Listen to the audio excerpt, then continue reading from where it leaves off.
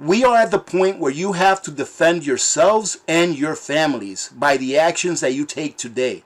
Hello YouTubers, Alaska Prepper here. Happy Monday to everyone, ladies and gentlemen. I hope you had a great weekend.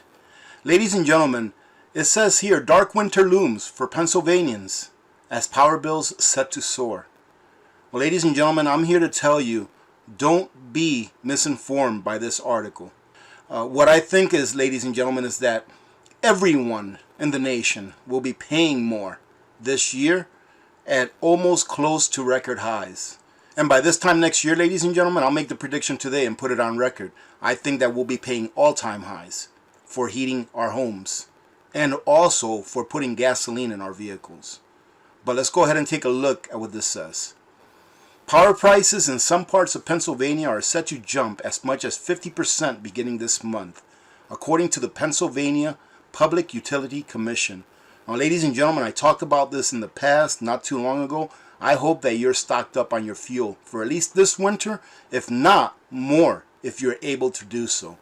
Because I think that next year this time is going to be a lot more critical than it is this year. People will actually have to decide whether they're going to pay a bill or not in order to be able to heat their homes. PUC-less power increases for residential customers. The most significant increase comes from Pike County Light and Power, which serves nearly 5,000 customers. It doesn't sound like a lot, ladies and gentlemen, but I'm going to show you something that will allow you to see that these increases are going to be nationwide and not just in one county in particular or one state in particular. Because when people see this title here with only the name of Pennsylvania, they may think, oh, I don't live in Pennsylvania, I should be okay. Well, I'm here to tell you that, in my opinion, of course, you should be stocking up, even on fuel.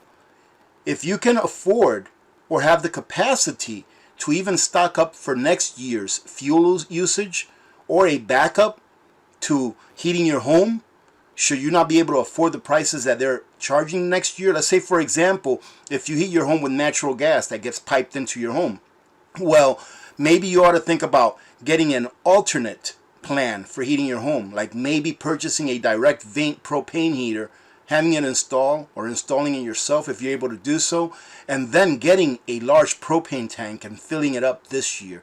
Because although prices have already started to go up, I believe that this time next year, prices are going to be a lot higher than what they will hit this year.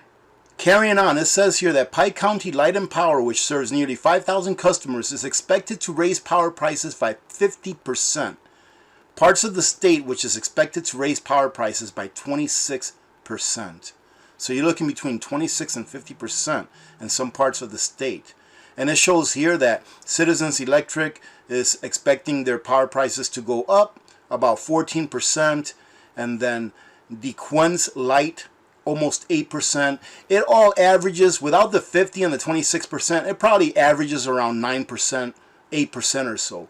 But if you're one of these people that live in these areas where prices are going to go up 26, 50%, you're going to have to make some tough choices this year, especially being that this year is supposed to be a colder year than the years past. They continue to say, to finish it off, many Pennsylvanians will be in for sticker shock this winter as the Northern Hemisphere winter approaches. Customers are already stretched thin with soaring food, fuel, and shelter inflation. It's a good thing Fed Chairman Jerome Powell told Congress on Tuesday that he would retire the transitory narrative to explain the inflationary environment that continues to crush the working poor. Now, ladies and gentlemen, wouldn't it have been nice if at the beginning of all of this stuff, when prices really started to go up, if they would have been honest and truthful with us and told us, listen, inflation is going to take hold. They can't do that because they cannot tell us the truth. If they tell us the truth, most Americans are not able to handle it. And there would have been panic buying in masses like you've never seen before. So they will not tell us the truth. They can't tell us the truth. Because this is how governments die, ladies and gentlemen. This is the beginning of the death of this government.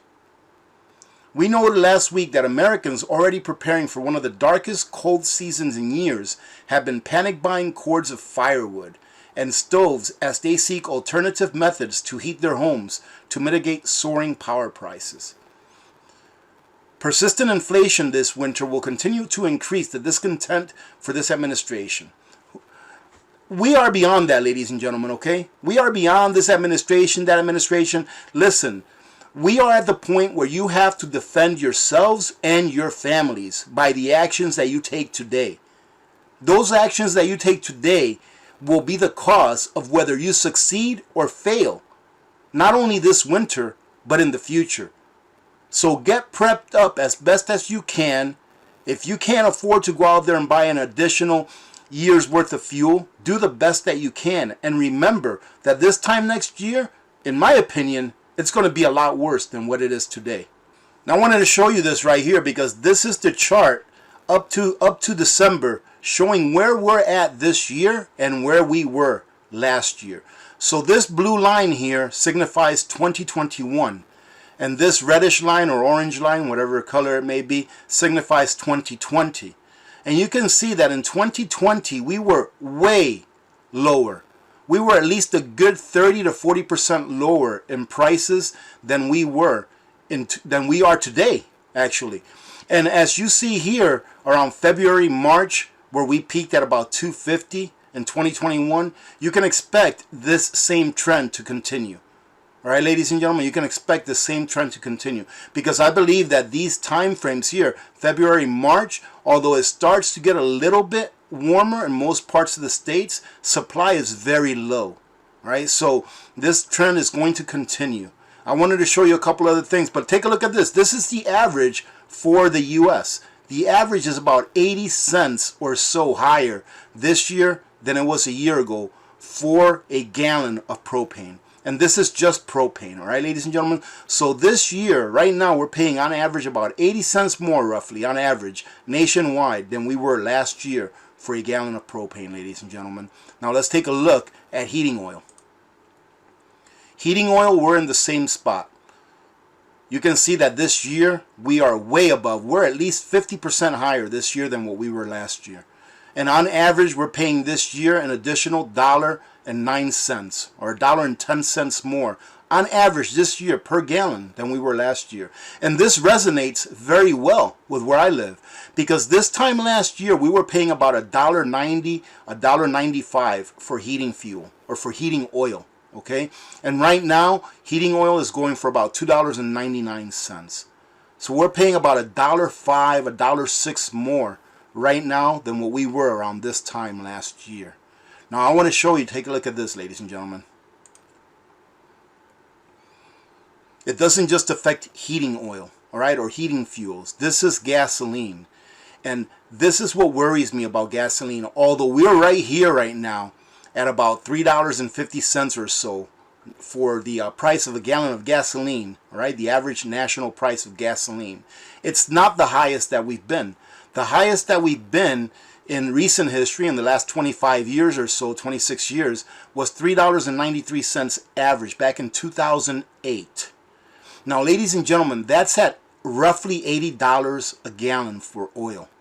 All right, ladies and gentlemen, that's roughly $80 a gallon for oil. We are paying $3.50 roughly per gallon of gasoline. Now, take a look at this. Oil traders are betting big on global energy crunch, and they predict that oil will be going up to $200 per barrel. Ladies and gentlemen, what do you think that's going to do to this? And that's not the only article that I found, the one I just showed you, about where they're predicting $200 a barrel for oil. I recommend that you make your world smaller. Meaning what? Meaning that if there is a service that you require, let's just say a dentist office, right? A dentist office or your doctor, your primary care physician. Let's say that there's a service that you require on a monthly or weekly or on a continual basis. Now let's say that your dentist right now that you really, really like is 60 miles away. And some people may be saying, wow, that's a far place away. But some people live in areas where they're not very close to things. Let's say that your dentist is 60 miles away, so roughly an hour away. Maybe you may want to start finding those services that you rely on a continual basis. Maybe start relying on those services and get them a little closer to where you are.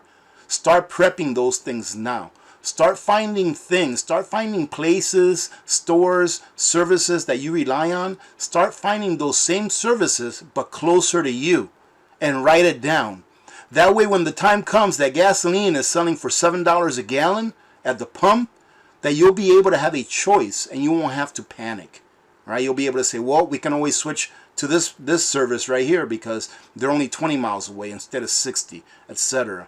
All right, ladies and gentlemen, this is why I like to put out these videos, because it's what's coming in the future. I know that oil prices and gasoline prices and heating fuel prices have already started going up. All right, ladies and gentlemen, but I think they're going to go up even higher come the future.